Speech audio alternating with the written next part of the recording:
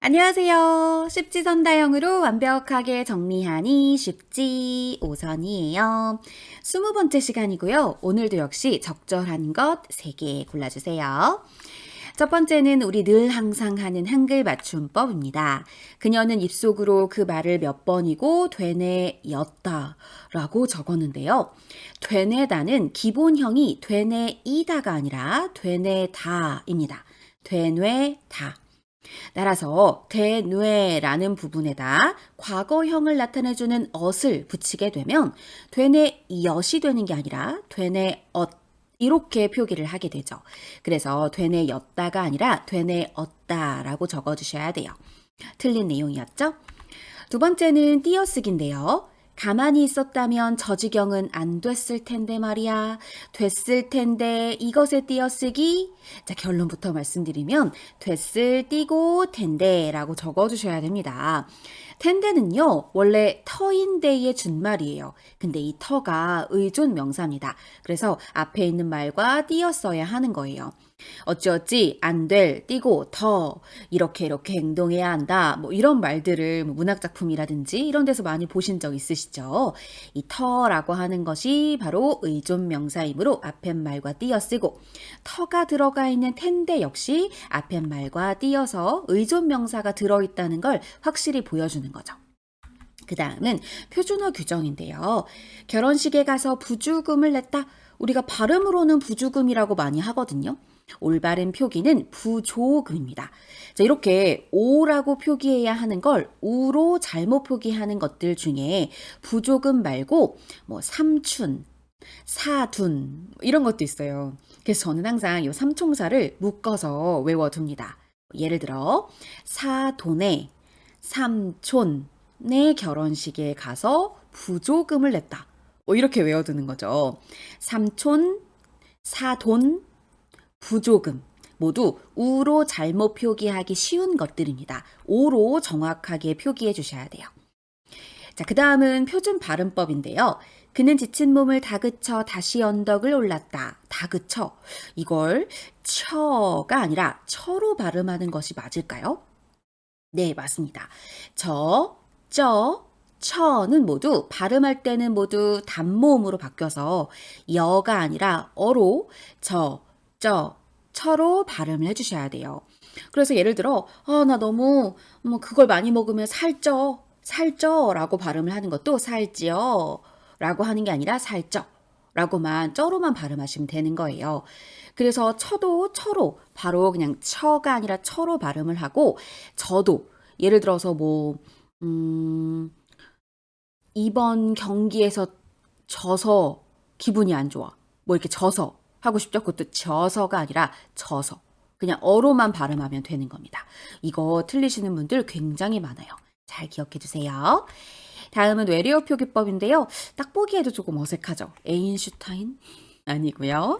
아인슈타인이 맞습니다. 이것도 그럼 틀린 것이죠? 다음 6번째는 재괴의혈이라는 조금 생소한 한자성어를 넣어봤어요. 이런 말이 있듯이 작은 일을 소홀히 하면 큰 화를 입게 될 수 있다. 재괴의혈이라는 게 뭐냐면 개미구멍이라는 뜻이에요. 혈이라는 한자가 구멍혈자거든요. 개미구멍으로 마침내 큰 둑이 무너질 수 있죠. 아주 작은 것 하나를 그냥 별일 아니겠지 하고 넘기면 나중에 그것이 커져서 큰 화를 불러올 수 있어요. 소홀히 한 작은 일이 큰 화를 불러옴을 이르는 말로 작은 일도 소홀히 하면 안 된다라는 걸 재괴의열에서 우리는 얘기할 수가 있는 거죠. 7번째는 합성어냐 파생어냐 골라보세요. 상해 노인인데요. 자, 이건 파생어입니다. 놓다라는 실질적 의미를 가지고 있는 어근이 있고요. 그것을 피동 형태로 만들어주기 위해서. 그러니까 주어가 그 일을 당하는 거죠. 여기는 아마 음식일 거예요. 우리는 이렇게 얘기하잖아요. 내가 음식을 놓았다. 근데 음식 입장에서는 놓인 거죠. 그래서 놓인 음식이라고 표기를 한 건데요. 그렇다면 피동의 의미를 나타내 줄 때 붙여주는 이는 접사이기 때문에 접사 붙었네요. 그럼 파생어죠. 그래서 노인하고 뒤에 걸 꾸며주기 위한 니은, 관형을 나타내주는, 관형어라는 걸 나타내주는 어미까지 넣어서 노인 이렇게 표기를 해준 거예요. 자, 이라는 접사가 들어갔으니 파생어입니다. 등록금 인상 동결. 이때 동자를 제가 같을 동을 썼어요. 그럼 왠지 등록금 인상하지 말고 동결, 같게 그냥 가자. 그럼 같을 동자 아닌가요? 라고 생각하실 수 있는데요. 이때 동결할 때의 동자는 얼동자를 써주셔야 돼요. 왜 동상 걸렸다 할 때 그 동자 아시죠? 얼동에 맺을 결을 써서 딱 얼어붙어 있는 겁니다. 움직이지 않고 변화하지 않는 거죠.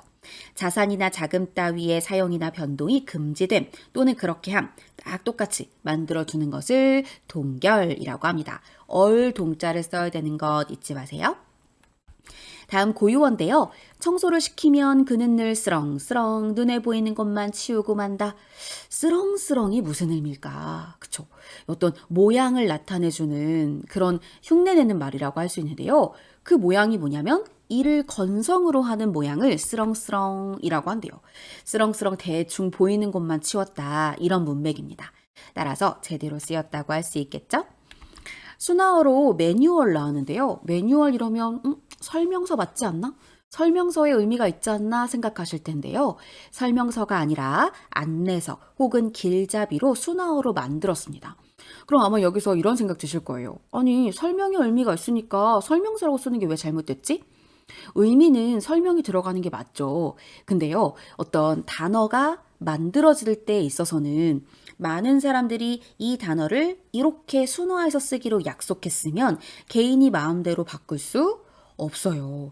그래서 국립국어원의 많은 국어학자들과 또 많이 이 국어에 관심 있는 시민들과 함께 협업해서 만들어낸 순어입니다. 그럼 이렇게 정했으면 이렇게 써야 돼요.